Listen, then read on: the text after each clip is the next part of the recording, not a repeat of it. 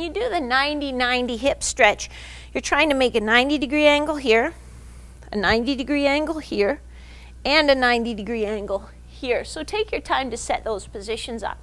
You're going to get tall in your torso and come forward over this front leg to start with. So notice how I'm staying tall in my torso and pivoting forward at my hips.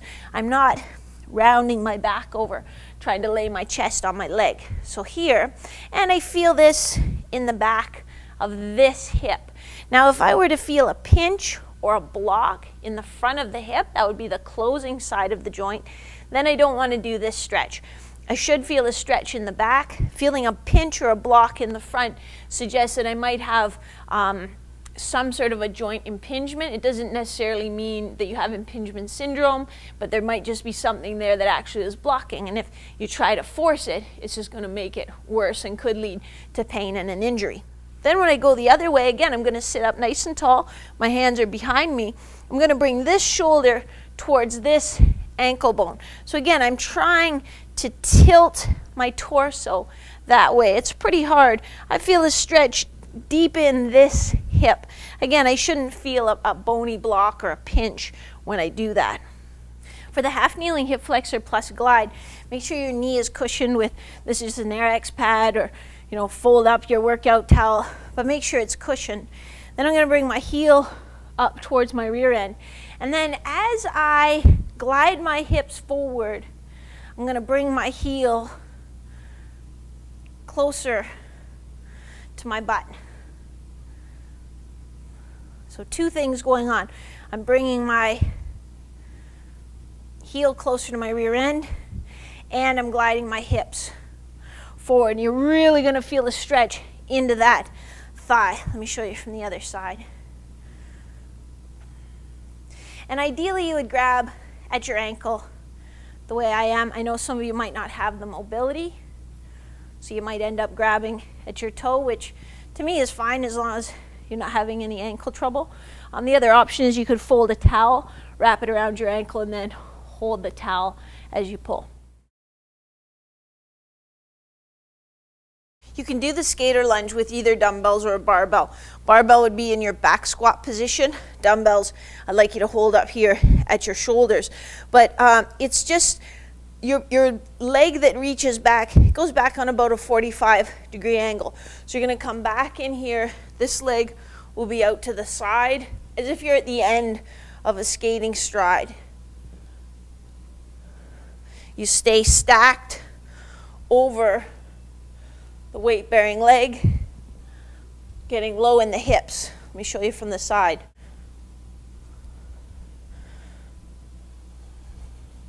Keeping a nice neutral back position, not letting my low back round. This combines two exercises, a push-up, you know that I love it, but it also combines a hand walkout, which according to Dr. Stu McGill is gives you the most activation of your rectus abdominis, of your six-pack muscles, with the least amount of compression on your discs, on your lumbar discs. So that's a really good win-win. It actually gives you more activation of these muscles than even crunches. So if you're still worried about, I have to do crunches to get six-pack abs, this exercise actually is better for that and less wear and tear on your spine.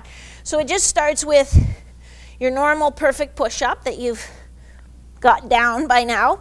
But then here, you're going to walk your hands out, but slowly, and come back slowly,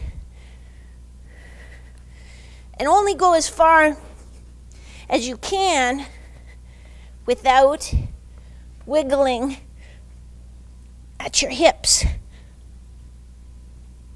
So if you go quick and choppy, it's actually easier. You want to go slow and steady to get out there. Now, here's another thing to keep in mind. You are probably, without even noticing it, going to want to start with your dominant hand every time. So make sure one time you start with your right hand walking first, next time you start with your left hand walking first. This exercise seems really easy to a lot of people. It's just your Superman and hold, so opposite arm, opposite leg. But I think people make it too easy. So really reach through the arm, really reach through the leg. Really try not to have any wiggle whatsoever. If this is too easy, then pick up your back toe, off the floor, and that'll make it a lot harder to keep your balance. For the dumbbell squat jump, resist the temptation to start with too heavy a load. So start between 5 and 10 pounds, and then build up to just a max of between 20 and 30 pounds. So I hold the dumbbells at my side. Notice when I jump here in a second that my knees aren't pinching together on either the landing or the jump. They're staying in line with my hips. I'm linking my jumps and trying to get as high as I can, as quickly as I can.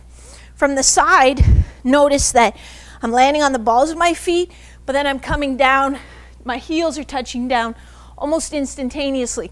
I'm sitting back with my hips, but I'm keeping my good torso position. When we used to do the side plank, I'd always have the athletes stack their feet one on top of the other. And then I went to a workshop by Dr. Stu McGill, who's, you know, I hate to call him the grandfather, but the grandfather of core stabilization training.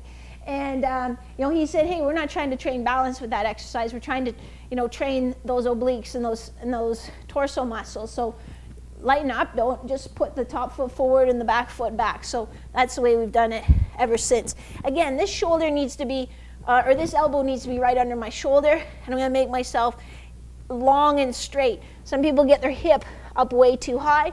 Just stay like that. Keep this top shoulder back. Another little cheater is to roll the top shoulder forward, so you're taking load off your obliques and putting it on your stronger rectus femoris. Well, if you keep doing that, that rectus abdominis just keeps getting stronger and stronger and stronger, like it already is, and the oblique muscles just stay a little bit relatively weaker. So stay square, keep that elbow right under the shoulder. So when you do your lateral hop and stick for the 2 count, all the 2 count means is that you're going to hop over and back and then stick it on that second landing. So this would be a 1 count.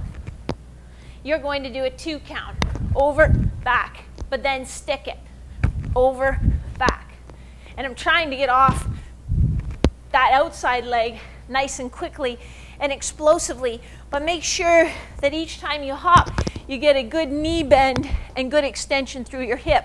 So sometimes people may get pretty straight-legged and just kind of bounce back and forth.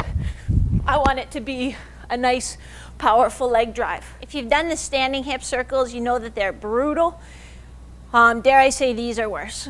So we're going to do a seated hip circle. So we're going to get in our big, wide V-sit, and we're going to stay up nice and tall. So we don't want to get all crunchy over. We want to stay up nice and tall.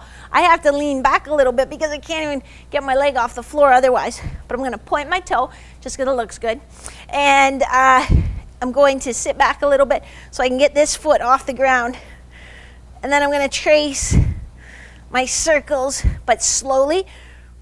Remember, my leg's in a pail of honey. I have to go each direction. And it has to be slow, so don't just zip through it quick. You're going to get nothing out of it. Go slow, and you're going to see what I mean. Stay tall, don't slouch.